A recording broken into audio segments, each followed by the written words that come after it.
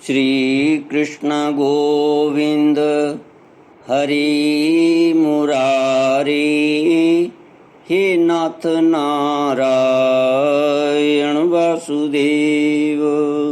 श्री कृष्ण गोविंद हरि मुरारी, हे नाथ नारायण वासुदेव। ओम नमो भगवते वासुदेवाय। ओम नमो भगवते वासुदेवाय।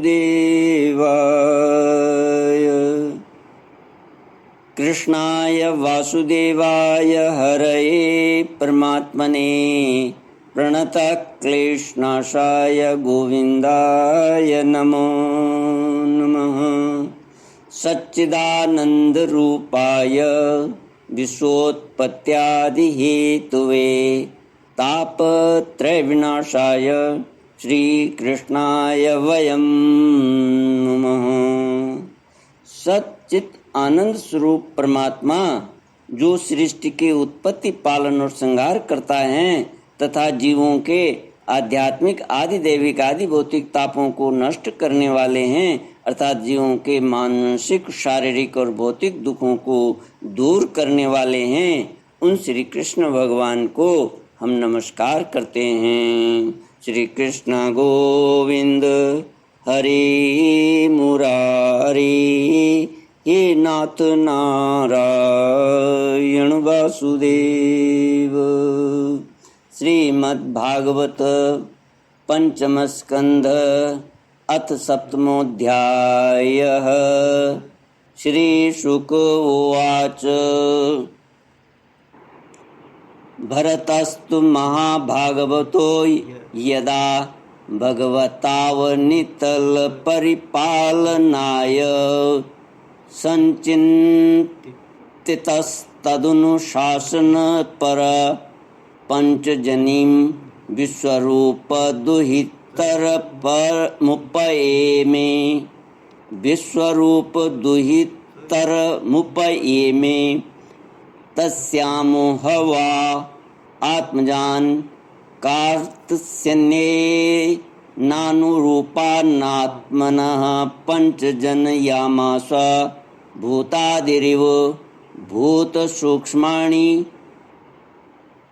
सुमतिं राष्ट्रभृतं सुदर्शनमावरणं धूम्रकेतुमिति आजनाभं नामैतद्वर्षं भारतमिति यत् आरभ्य व्यपदिशन्ति।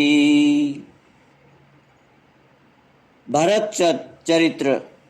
श्री सुखदेव जी कहते हैं, राजन, महाराज भरत बड़े ही भगवत भक्त थे। भगवान ऋषभदेव ने अपने संकल्प मात्र से उन्हें पृथ्वी की रक्षा करने के लिए नियुक्त कर दिया। उन्होंने उनकी आज्ञा में स्थित रहकर विश्वरूप की कन्या पंचजनी से विवाह किया। जिस प्रकार तामस अहंकार से शब्दादि 5 भूत तन मात्र उत्पन्न होते हैं, उसी प्रकार पंचजनी के गर्भ से उनके सुमति, राष्ट्रभृत, सुदर्शन, आवरण और धूम्रकेतु नामक 5 पुत्र हुए, जो सर्वथा उन्हीं के समान थे। इस वर्ष को, जिसका नाम पहले अजनाभ वर्ष था, राजा भरत के समय से ही भारतवर्ष कहते हैं। महाराज भरत बहुज्ञ थे। वे अपने अपने कर्मों में लगी हुई प्रजा का अपने बाप दादों के समान स्वधर्म में स्थित रहते हुए अत्यंत वात्सल्य भाव से पालन करने लगे।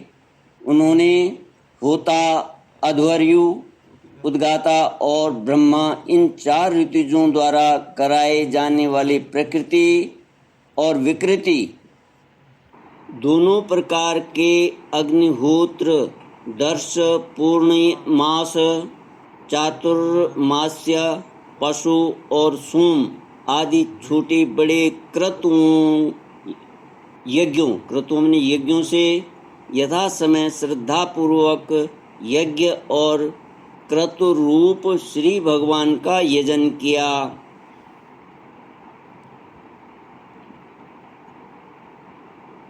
प्रकृति और विकृति भेद से अग्निहोत्रादि क्रतु दो प्रकार के होते हैं। संपूर्ण अंगों से युक्त क्रतुओं को प्रकृति कहते हैं और जिनमें सब अंग पूर्ण नहीं होते, किसी न किसी अंग की कमी रहती है, उन्हें विकृति कहते हैं। इस प्रकार अंग और क्रियाओं के सहित भिन्न भिन्न यज्ञों के अनुष्ठान के समय जब अध्वर्यु गण आहुति देने के लिए हवि हाथ में लेते तो यजमान भरत उस यज्ञ कर्म से होने वाले पुण्य रूप फल को यज्ञ पुरुष भगवान वासुदेव के अर्पण कर देते। वस्तुतः वे परब्रह्म ही इंद्रादि समस्त देवताओं के प्रकाशक, मंत्रों के वास्तविक प्रतिपाद्य तथा उन देवताओं के भी नियामक होने से मुख्य कर्ता एवं प्रधान देव हैं। इस प्रकार अपनी भगवदर्पण बुद्धि रूप कुशलता से हृदय के राग द्वेष आदि मलों का मार्जन करते हुए वे सूर्यादि सभी यज्ञ भोक्ता देवताओं का भगवान के नेत्र आदि अवयवों के रूप में चिंतन करते थे। इस तरह कर्म की शुद्धि से उनका अंतःकरण शुद्ध हो गया। तब उन्हें अंतर्यामी रूप से विराजमान हृदयाकाश में ही अभिव्यक्त होने वाले ब्रह्म स्वरूप एवं महापुरुषों के लक्षणों से उपलक्षित भगवान वासुदेव में जो श्रीवत्स, कौस्तभ, वनमाला, चक्र, शंख और गदा आदि से सुशोभित तथा नारदादि निज जनों के हृदयों में चित्र के समान निश्चल भाव से स्थित रहते हैं, दिन दिन वेग पूर्वक बढ़ने वाली उत्कृष्ट भक्ति प्राप्त हुई। श्री कृष्ण गोविंद हरे मुरारी, हे नाथ नारायण वासुदेव। इस प्रकार 1 करोड़ वर्ष निकल जाने पर उन्होंने राज्य भोग का प्रारब्ध क्षीण हुआ जानकर अपनी भोगी हुई वंश परंपरागत संपत्ति को यथा योग्य पुत्रों में बांट दिया। फिर अपने सर्व संपत्ति संपन्न राजमहल से निकलकर वे पुलहाश्रम हरिहर क्षेत्र में चले गए। इस पुलहाश्रम में रहने वाले भक्तों पर भगवान का बड़ा ही वात्सल्य है। वे आज भी उनसे उनके इष्ट रूप में मिलते रहते हैं। वहाँ चक्र नदी गंडकी नाम की प्रसिद्ध सरिता चक्राकार शालग्राम शिलाओं से, जिनके ऊपर नीचे दोनों ओर नाभि के समान चिन्ह होते हैं, सब ओर से ऋषियों के आश्रमों को पवित्र करती रहती है। उस पुलहाश्रम के उपवन में एकांत स्थान में अकेले ही रहकर वे अनेकों प्रकार के पत्र, पुष्प, तुलसी दल, जल और कंद मूल फल आदि उपहारों से भगवान की आराधना करने लगे। इससे उनका अंतःकरण समस्त विषयाभिलाषाओं से निवृत्त होकर शांत हो गया और उन्हें परम आनंद प्राप्त हुआ। इस प्रकार जब वे नियम पूर्वक भगवान की परिचर्या करने लगे तब उससे प्रेम का वेग बढ़ता गया, जिससे उनका हृदय द्रवीभूत होकर शांत हो गया। आनंद के प्रबल वेग से शरीर में रोमांच होने लगा तथा उत्कंठा के कारण नेत्रों में प्रेम के आंसू उमड़ आए, जिससे उनकी दृष्टि रुक गई। अंत में जब अपने प्रियतम के अरुण चरणारविंदों के ध्यान से भक्ति योग का आविर्भाव हुआ, तब परमानंद से सरोवर हृदय रूप गंभीर सरोवर में बुद्धि के डूब जाने से उन्हें इस नियम पूर्वक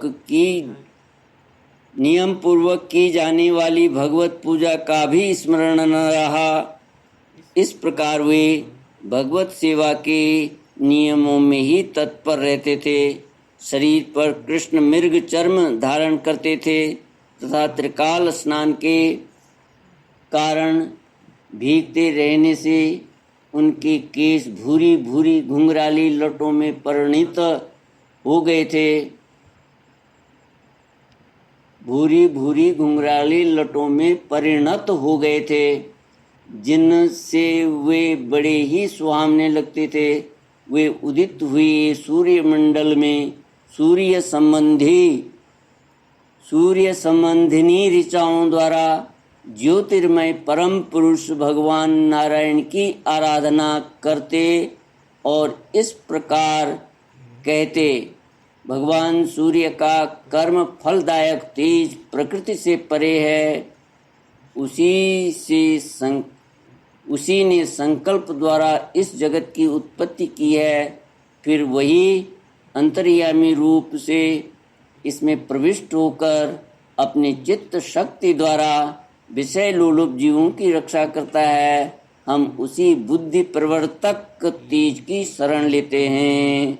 श्री कृष्ण गोविंद हरे मुरारे, हे नाथ नारायण वासुदेव।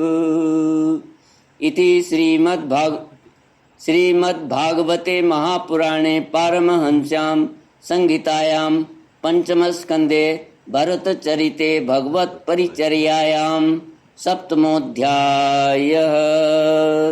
ॐ पूर्णमद पूर्णमिदं पूर्णात् पूर्णमुदच्यते पूर्णस्य पूर्णमादाय पूर्णमेवावशिष्यते। ॐ शान्ति शान्ति शान्तिः। हरि ओम श्री गुरुभ्यो नमः।